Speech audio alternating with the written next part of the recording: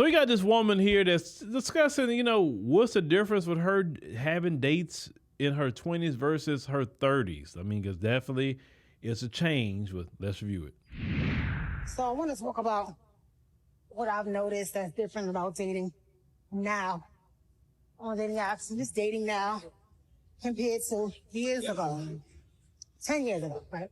36 when I was, let's do 11 years when I was 25, right? So on dating apps and in person, there's way, way less black men that are interested in me. Yeah, let's start there. First of all, y'all get off those dating apps. Leave those dating apps alone. They have been proven that dating apps, number one, is a sausage fest. The majority of people on dating apps are men. It's not women. So this is why women could be very cutthroat on those things, very nasty on those things with men if they want to. When I mean by nasty, I'm not meaning anything sexual. I mean like just being downright ugly to you, right? If they want to, because how many guys is coming at them on dating apps? A lot, especially you men, do it the old fashioned way. Get out in the street, like meet people, travel. Actually, travel, believe it or not, you would meet more people traveling than those dating apps. Just keep, and then those dating apps got scammers on there. I'm talking about men. They have a lot of trans women on there that's trying to hide. There's so many different things that go on. You got these women that have set men up to get robbed by Pookie and Ray Ray or even lose their life behind that situation. It just, to me, it's silly. It's just really silly because, when I met my wife and all of that, I didn't meet her. And I've said that before, long time ago, very, very long time ago, I think when POF had first started, it wasn't like what I heard it is now. I've heard people tell me about it, don't care about it. And we had messaged, we had talked, but it wasn't long before we ended up talking on the phone, meeting each other. It wasn't all this staying on the dating app, talking to people. And I never really liked that sort of thing. It was kind of rare if I ever met somebody through that, to be honest with you, a long time ago. But what I heard today about it, what many men have said, and just what the statistics say, it wasn't like it was 13 years ago. I will say that much. About 13 and a half years ago. It wasn't the same like it is today. So what I just learned just as living, travel actually for men, you'll meet more ladies that way. Now, this lady here, she's looking for, I guess, for men. I guess I could say the same thing with ladies. If they travel, they'll meet more people because you just meet interesting people when you travel. But let's continue. And a lot of my, girlfriends. Scratch that. Let me be specific. There's way less attractive, successful, eligible black men on dating apps and in person that ask me out on dates. See, now that's right there, what you just said. That's a lot of you ladies' problem. Y'all all want the same men.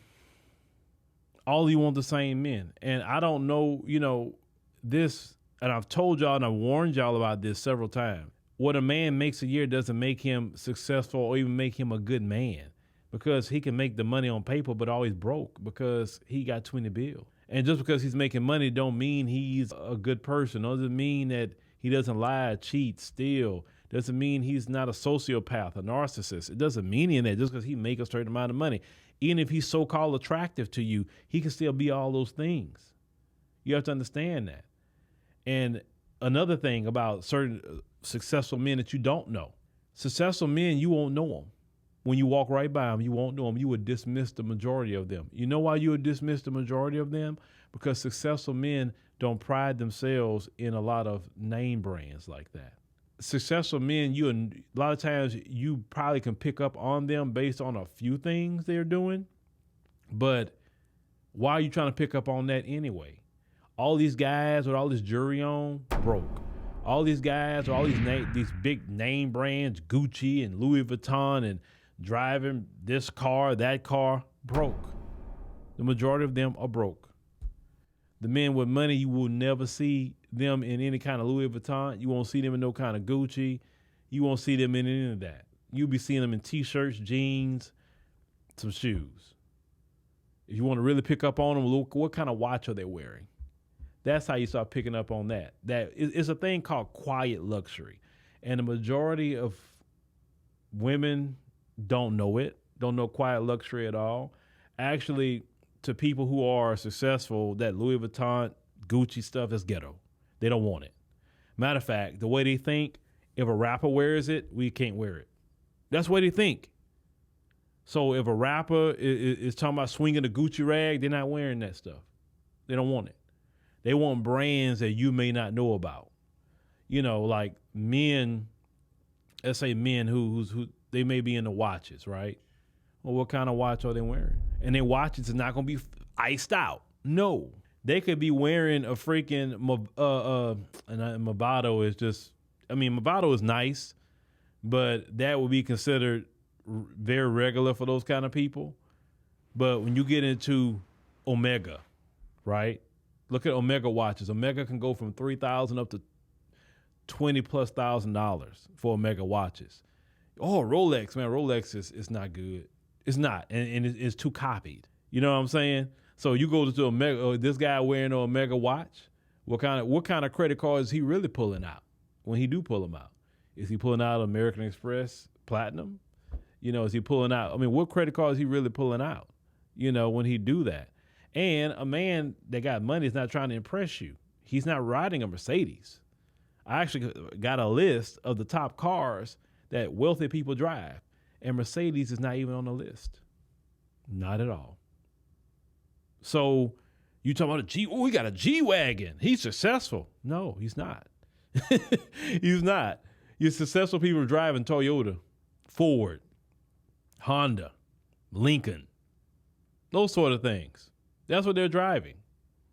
So y'all ladies have no clue on who's really successful. The men that you think is dusty sometime, that's walking past you just in a t-shirt and jeans, but look at the way he really presents himself. Is he clean cut? Is he, y'all don't know what to look for when it comes to them kind of men. That's why y'all always deceive, thinking about a successful man when you see one. Let's continue. I think there are way more unattractive, old black men and just hood who are interested in black women. No, that's what you attract, ma'am. Let's call it what it is. You attract those kind of men. So you need to look at yourself and say, why do I attract that kind of, man? Now, I'm looking at just what you're wearing. Men who got like a little money like that, they don't want to see you walking down the street with that much of your chest out. Okay? Those kind of men are turned off by that. Now, why they're kind of turned off by that is because if they get with you, they got to take you to maybe certain company business events. Even if they own their own business, they may have to meet with certain people and then bring in the wives or whatever. And you got to know how to dress, okay? And the guys you're talking about, hood dudes and all of that, that's what they like. They like women showing themselves like that. But those kind of men like more of a woman of a conservative look. And if you don't have a conservative look, you're not going to attract those kind of men. It don't matter what these women say, period.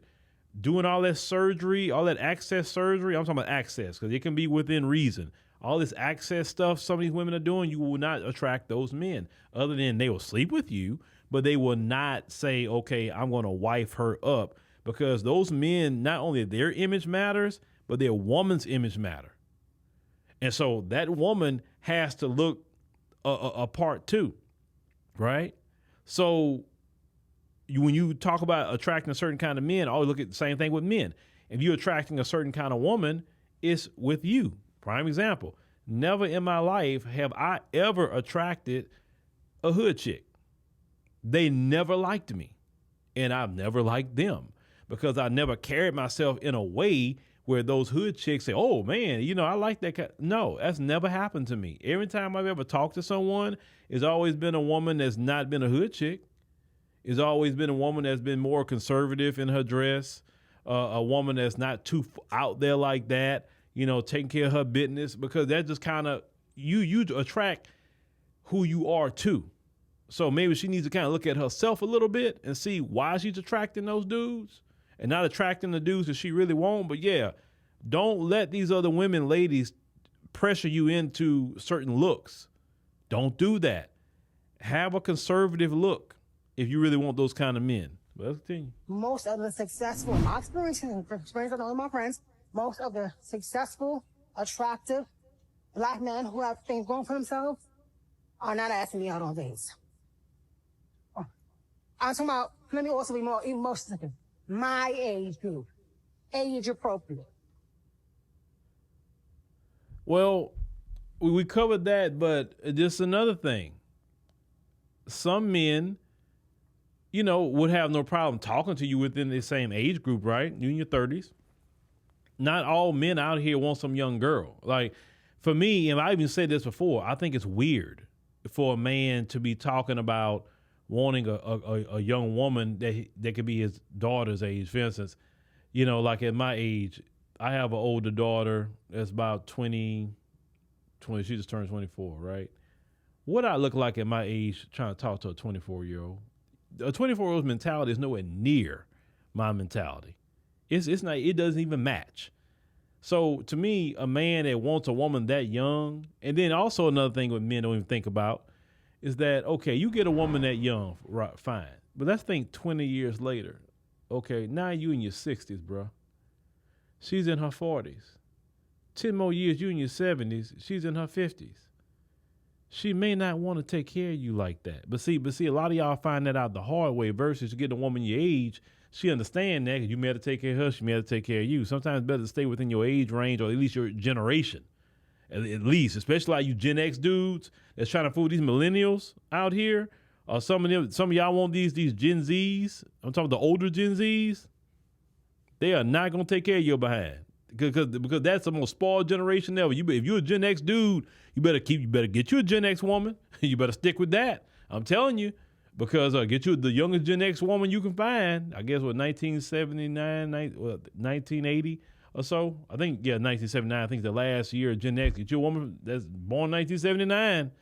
Because it's not gonna work out right. Because our mentality is totally different from Gen X to millennials and Gen Z. Oh, but y'all do what you want. I'm just telling you. Those who like to be looking for them younger women.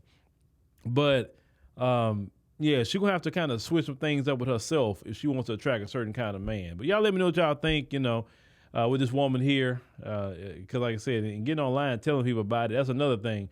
If you blabber too much online, these men not gonna fool with you either. You shouldn't be. Most of your women that really got something going on, they don't tell everybody everything on social media. They don't show too much skin on social media. And matter of fact, their pages are private, so you can't even get into them.